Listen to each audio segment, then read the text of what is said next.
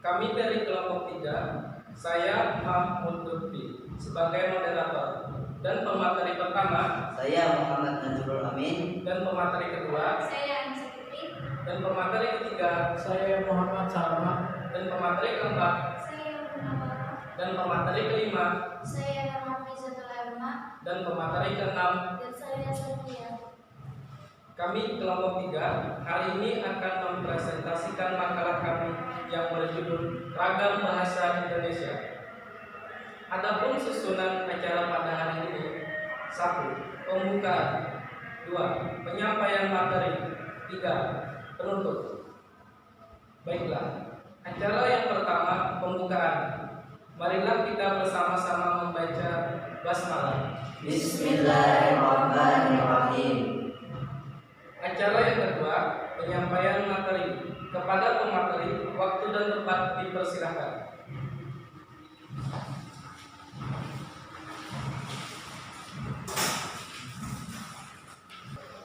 Baiklah, saya sini akan menjelaskan tentang pengertian ragam bahasa Indonesia.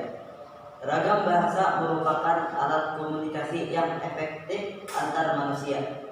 Dalam berbagai macam situasi, bahasa dapat dimanfaatkan untuk menyampaikan gagasan pembicara kepada pendengar atau penulis kepada pembaca.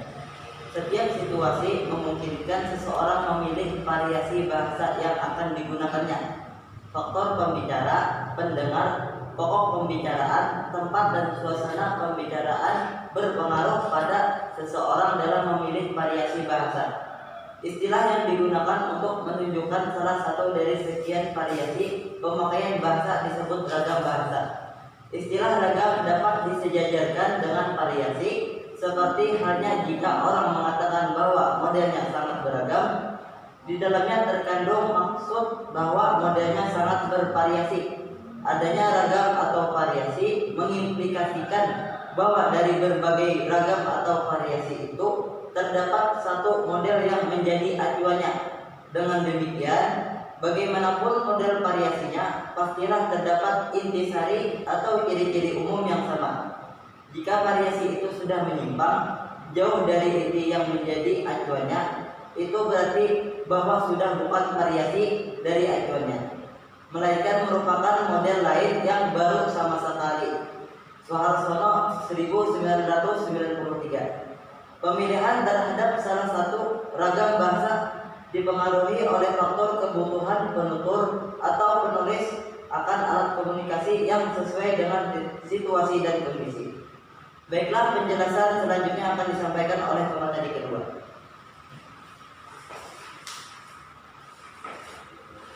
Baiklah, saya akan menyampaikan materi selanjutnya. Macam-macam ragam bahasa Indonesia.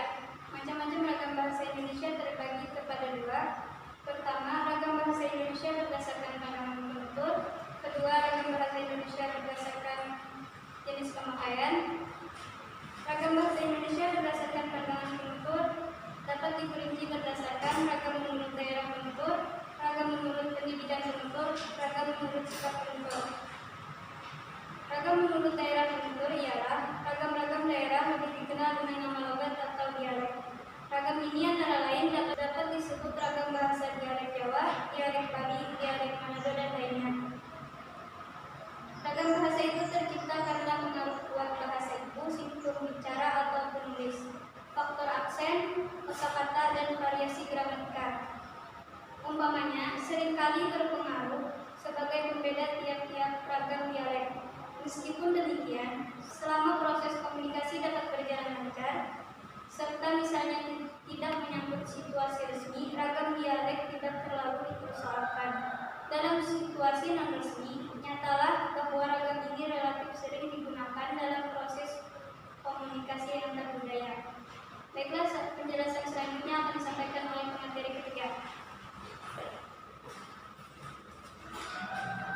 Saya akan menjelaskan materi selanjutnya tentang macam-macam ragam bahasa Indonesia. Ragam menurut penutur ialah ragam bahasa ditinjau dari segi pendidikan. Pembicara atau penulis dapat dibedakan menjadi ragam cendekiawan dan ragam non-cendekiawan. Perbedaan ini berdasarkan pada tingkat pendidikan formal dan non-formal. Pembicara atau penulis. Golongan orang terpelajar misalnya akan berbeda ragam bahasa dengan yang tidak terpelajar. Ragam bahasa orang yang berpendidikan lain dengan yang tidak berpendidikan. Ragam bahasa orang yang terdidik terpelihara.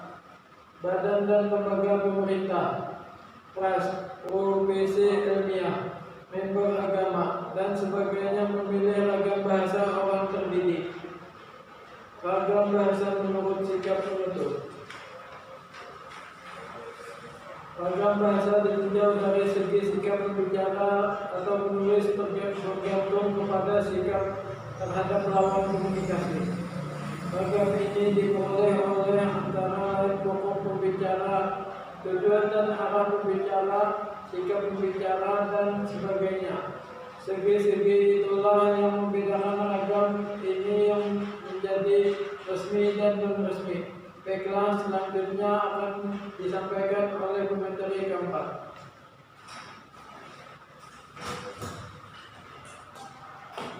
Saya akan menjelaskan ragam bahasa Indonesia berdasarkan jenis pemakaian. Ragam bahasa dapat diperinci berdasarkan 1. Pokok persoalan, 2. Sarana, 3. Gangguan campuran.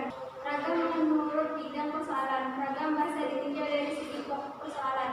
Berhubung dengan lingkungan yang dipilih dan dikuasai, bergantung pada luasnya pergaulan, pendidikan, profesi, kegemaran, pengalaman, dan sebagainya. Ragam ini menyangkut tiap-tiap bidang, misalnya teknologi, politik, ekonomi, perdagangan, seni dan olahraga, perundang-undangan, agama, dan sebagainya.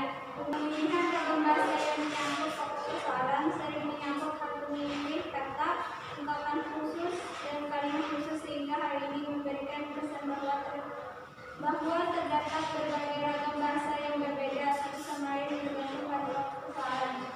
Penjelasan selanjutnya akan disampaikan oleh pemateri kelima.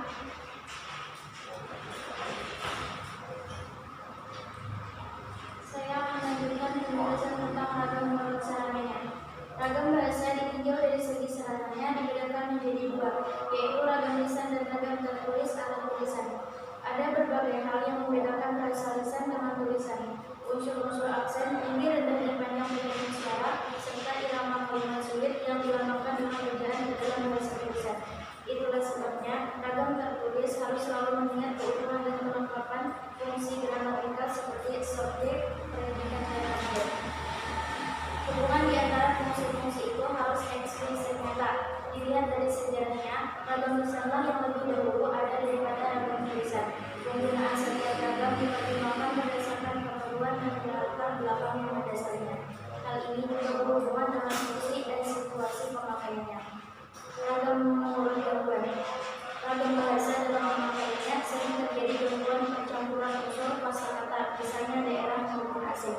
Antara bahasa daerah dan bahasa Indonesia terjadi kontak aktif yang mempengaruhi perkembangan kosakata. Demikian juga pengaruh bahasa asing terhadap bahasa Indonesia. Ragam bahasa yang berpengaruh karena gangguan percampuran unsur-unsur itu mendorong pembicara atau penulis untuk bersikap bijaksana dalam memilih. Selanjutnya kesimpulan yang akan disampaikan oleh pemateri.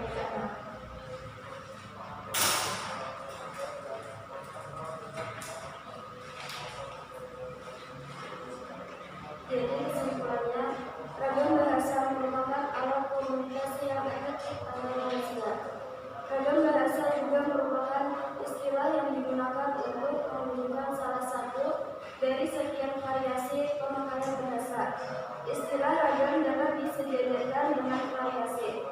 Pemilihan terhadap salah satu ragam bahasa dipengaruhi oleh faktor kebutuhan penutur atau penulis akan alat komunikasi yang sesuai dengan situasi dan kondisi. Sekian dari saya, terima kasih.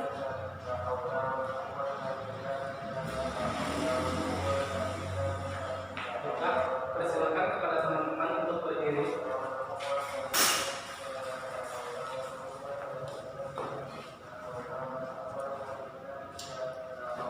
Selesailah penyampaian materi dari kelompok kami. Sebelum menutup presentasi ini, kami dari kelompok 3 meminta maaf kalau ada kesalahan maupun kekurangan dalam penyampaian materi. Untuk menutup, marilah kita bersama-sama membaca hamdalah. Alhamdulillah. Allahul muwaffiq ila aqwamit thoriq.